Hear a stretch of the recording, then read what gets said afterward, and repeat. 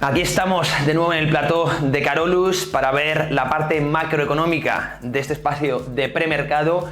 Hoy os traigo 6 gráficos, repasando como siempre el ciclo económico. Vamos a poner ya en pantalla el primero de los gráficos y luego en grande para que no perdáis detalle. Fijaros, resultados empresariales, como sabéis, la próxima semana ya empieza el trimestre. Ahora mismo estamos en periodo de blackout, recompras de acciones no están aportando a la tendencia o a posibles rebotes, pero fijaros, lo que quiero incidir es que en este trimestre sí podemos esperar realmente sorpresas muy negativas en los resultados corporativos, sobre todo por los PMIs. Los PMIs en el anterior trimestre, en términos globales, estaban casi más del 50% por encima de la cota de 50, que es el nivel que delimita si una economía está en expansión o en contracción. Repito, más del 50% de los PMIs estaban en expansión. Por lo tanto, sabéis que el PMI es un indicador de actividad económica adelantado. Por lo tanto, aún favorecían esas lecturas de PMI en el anterior trimestre a que los márgenes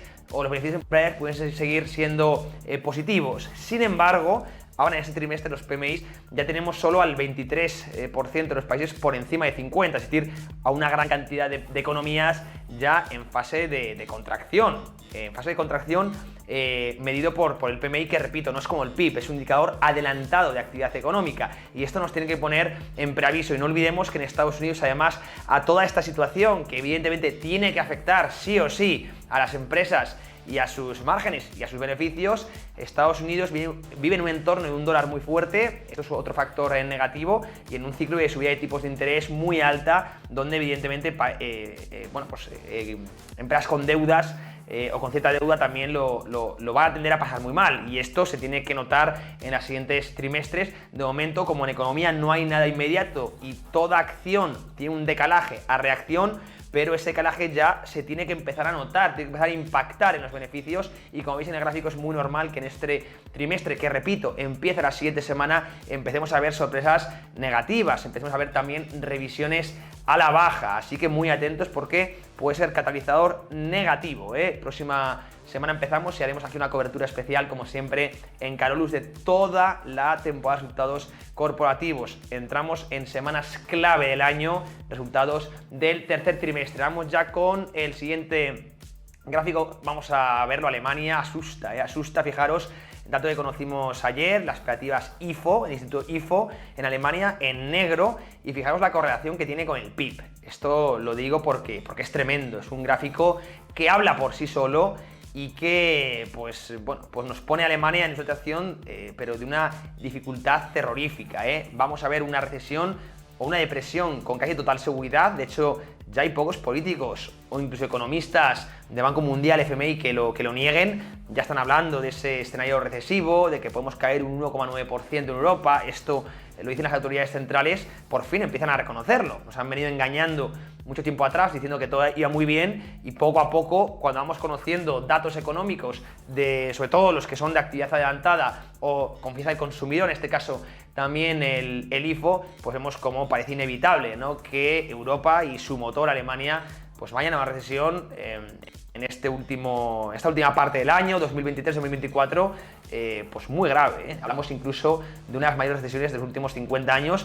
Así que este gráfico, como veis, que la correlación es bastante alta, pues nos llevaría a una contracción muy importante, como digo, de unas principales economías del planeta, una economía que ha dependido muchísimo de la energía barata, energía que se ha encarecido y que afecta directamente al modelo productivo, ¿no? Energía barata para exportación.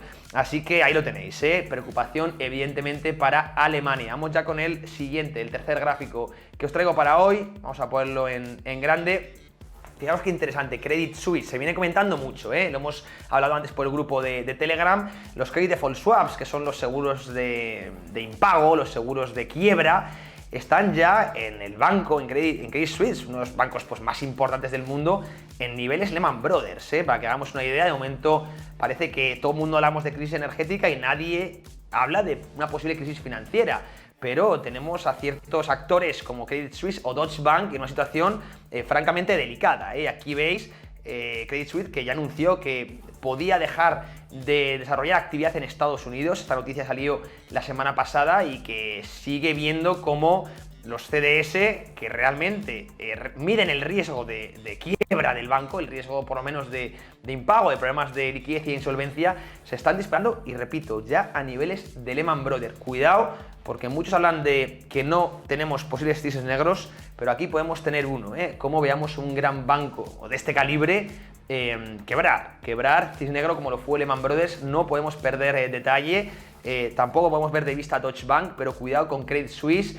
¿Cómo estará el amigo Zoltán Pozsar, uno de los economistas que más nos gustan?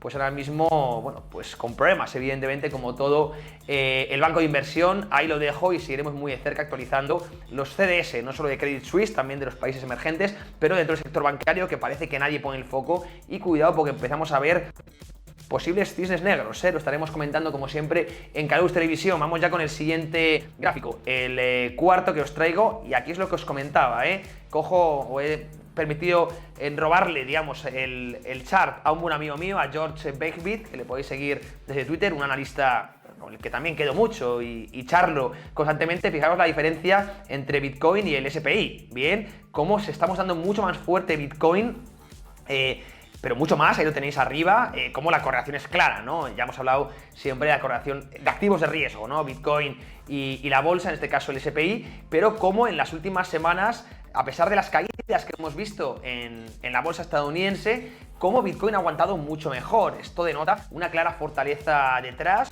fortaleza técnica, que ha abierto ya esa brecha, insisto, entre una bolsa mucho más delicada y un Bitcoin que está soportando, que está aguantando esos entornos de 20.000, 18.000, parece que está formando una potencial fase de acumulación, aún sin confirmar, pero que estamos vigilando. Antes lo estáis preguntando por el chat, sabéis que nosotros seguimos esperando a Bitcoin en los entornos de los 16.000 para entrar, para una trade generacional, ¿no?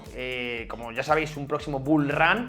Pero bueno, quizás si realmente confirma esta fase de acumulación y vista la fortaleza que está mostrando en comparación con activos correlacionados, pues si la confirma, posiblemente tengamos que atacar antes. De momento, insisto, la acumulación por Wyckoff que estamos siguiendo no está confirmada, así que nos mantenemos líquidos fuera, pero seguimos muy de cerca esta fortaleza y ahí lo dejo en el gráfico. Es muy interesante y fijaros cómo hilo con el siguiente gráfico que os voy a poner, para que veáis también cómo, ahí lo voy a poner en grande, siempre nos gusta mucho medir la oferta que se mantiene holdeada, ¿no? Por decirlo de alguna manera, como estamos en niveles muy altos. Y fijaros el gráfico de Glassnode, como cuando hacemos pico en esta métrica solemos ver bull runs generacionales, ¿no?